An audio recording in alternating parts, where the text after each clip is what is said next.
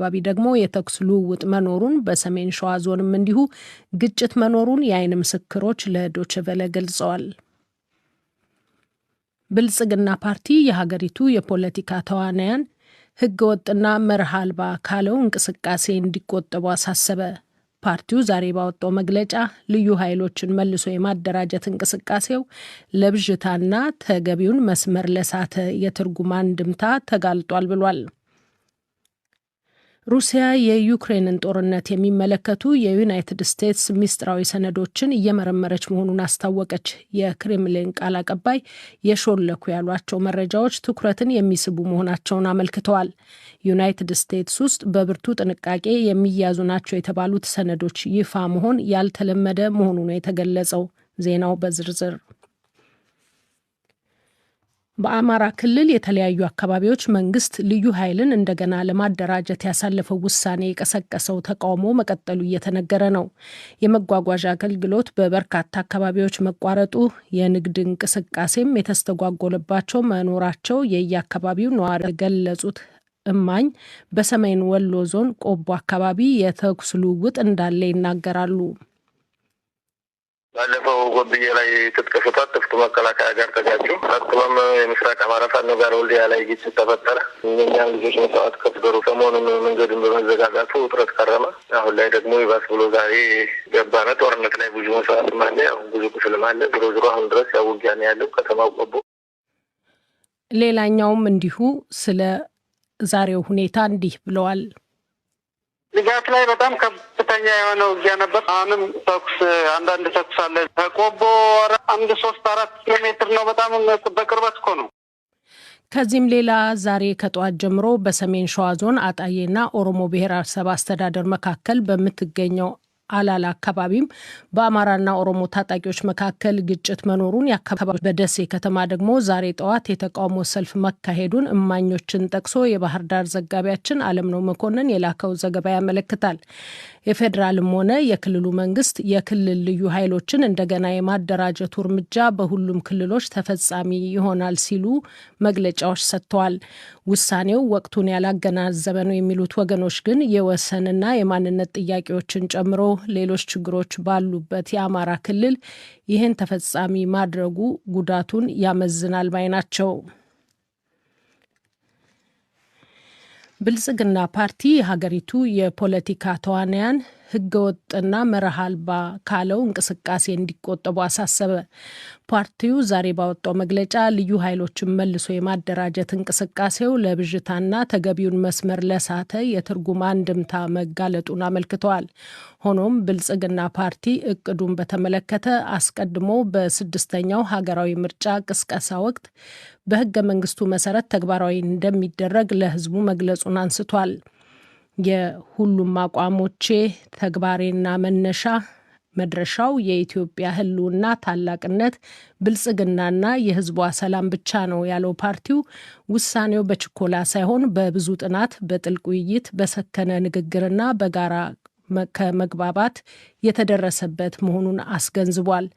ብልጽግና ፓርቲ በዛሬ መግለጫው አያይዞም ውሳኔው የህዝቡን ፍላጎት ከግምት ያስገባና ህገ መንግስታዊ መሆኑንም ነው ያመለከተው።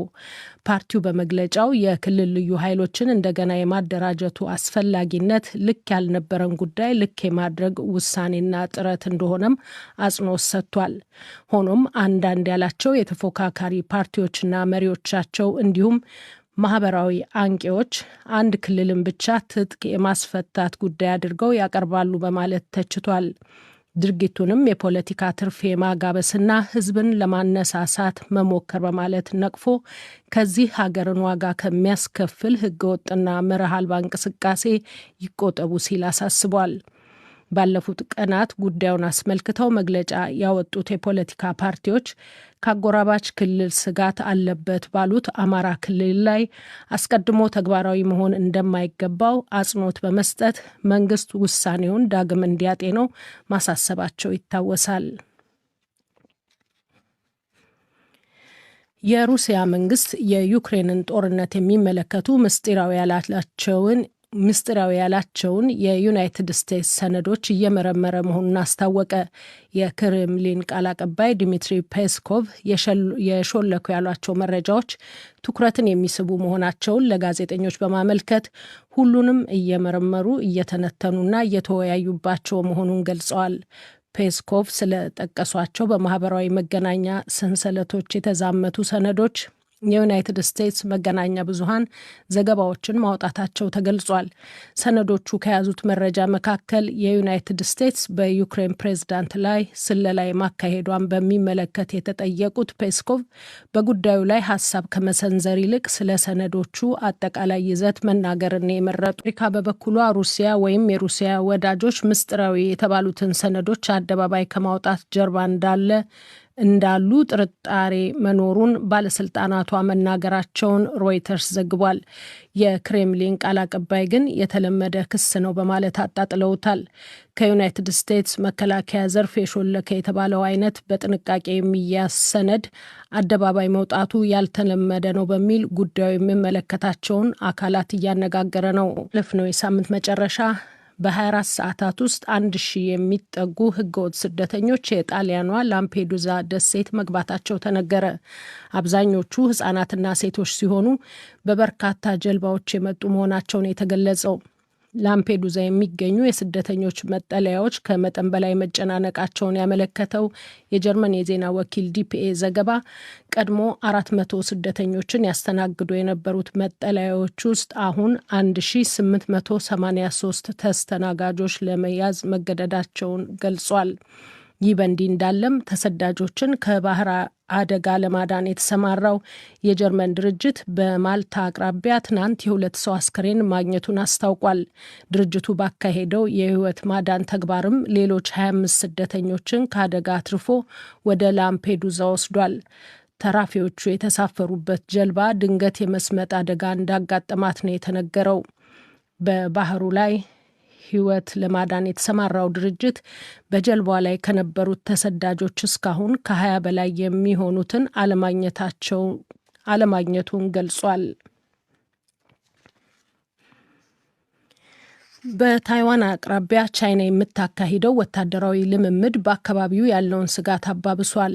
የቻይና ጦር ኃይል ለተከታታይ 3 ቀናት ራስ ገዝ በሆነችው ታይዋን አቅራቢያ ያካሄደው ልምምድ ዛሬ በስኬት ማጠናቀቁን ይፋ አድርጓል። ከቅዳሜ አንስቶ የቻይና ጦር ታይዋንን በመክበብ የቅኝትና ሌሎች የተለያዩ ተልዕኮች ላይ ያተኮሩ ልምምዶችን ማካሄዱን የተገለጸው። በዛሬው ዕለትም በተመሳሳይ የቻይና የአየርና የባህር ኃይል የከበባ ልምምድ ማድረጋቸው ተዘግቧል። የቻይና የ3 ቀናት ወታደራዊ ልምምድ ቅዳሜ ዕለት ይፋ የተደረገው የታይዋን ፕሬዝደንት ወደ አሜሪካ ተጉዘው መመለሳቸውን ተከትሎ መሆኑን የተገለጸው። የቻይና እርምጃ ታይዋን ለመገንጠል የምታደርገውን እንቅስቃሴ ለማምከን መሆኑን የውጭ ጉዳይ ሚኒስትሯ ቃል አቀባይ ዋንግ ዌንቢን ተናግረዋል። የውጭ ጉዳይ ሚኒስቴር ቀደም ሲል ሳይ እግረ መንገድ ወደ ዩናይትድ ስቴትስ ያደረጉትን ጉዞ አስመልክቶ በመግለጫው ታይዋንና ዩናይትድ ስቴትስ በጋራ የፈጸሟቸውን ስህተቶች በማመልከት ቻይና ብሔራዊ ሉዓላዊነቷንም ሆነ የግዛት አንድነቷን ለመከላከል ትርጉም ያለውና ኃይል የታከለበት እርምጃ እንደምትወስድ አመልክቷል። እኔም ቀደም ብዬ እንደገለጽኩት የምስራቅ ወታደራዊ ክንፍ ቃል አቀባይ በታይዋን ደሴት አካባቢ ያካሄደው ቅኝትና ልምምድ ከውጭ ኃይላት ጋር በመቀናጀት ታይዋንን ለመገንጠል የሚደረገውን ትንኮሳ ለመከላከልና ብሔራዊ ሉዓላዊነቱንና የግዛት አንድነቱን ለማስጠበቅ ከባድ ማስጠንቀቂያ ነው። ጃፓን የቻይናን ወታደራዊ ልምምድ በቅርበት እየተከታተለች መሆኑን አስታውቃለች። ሩሲያ በበኩሏ የቻይና ወታደራዊ ልምምድ ሉዓላዊ መብት ነው ብላለች። የክሬምሊን ቃል አቀባይ ዲሚትሪ ፔስኮቭ በቻይና ላይ እየተፈጸሙ ናቸው ላሏቸው ተንኳሽ ድርጊቶች የቤጂንግን ወታደራዊ እንቅስቃሴ ተገቢ አማራ ክልል የተለያዩ አካባቢዎች መንግስት ልዩ ኃይልን እንደገና ለማደራጀት ያሳለፈው ውሳኔ የቀሰቀሰው ተቃውሞ መቀጠሉ እየተነገረ ነው። እማኞች እንደሚሉት የመጓጓዣ አገልግሎት በበርካታ አካባቢዎች ተቋርጧል። የንግድ እንቅስቃሴም የተስተጓጎለባቸው አካባቢዎች አሉ። በሰሜን ወሎ ዞን ቆቦ አካባቢ የተኩስ ልውውጥ መኖሩን፣ በሰሜን ሸዋ ዞንም እንዲሁ ግጭት መኖሩን የዓይን ምስክር ብልጽግና ፓርቲ የሀገሪቱ የፖለቲካ ተዋንያን ህገወጥና መርህ አልባ ካለው እንቅስቃሴ እንዲቆጠቡ አሳሰበ። ፓርቲው ዛሬ ባወጣው መግለጫ ልዩ ኃይሎችን